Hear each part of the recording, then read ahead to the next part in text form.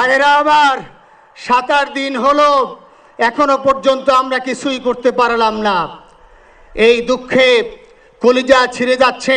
আমার ভাই ওসমান হাদি শহীদ হয়েছে, ওর শহীদি তামান্না ছিল। আপনারা ওর বক্তব্য শুনেছেন, আপনারা শহীদ ওসমান হাদির টক শো শুনেছেন। ও সব সময় শহীদি তামান্না করত। হয়তো আল্লাহ তাআলা ওর শহীদি সেই মত নসিব করে দিয়েছেন। কিন্তু আপনাদের কাছে আমি এই ঋণ কোনদিন আমি ছাড়ব না। আমার ভাই শরীফ ওসমান হাদির বিচার যেন প্রকাশ্যে এই বাংলার জমিনে আমরা দেখতে পারি। ভাইরা আমার, 7-8 দিন হলো এখনো পর্যন্ত আমরা কিছুই করতে পারলাম না।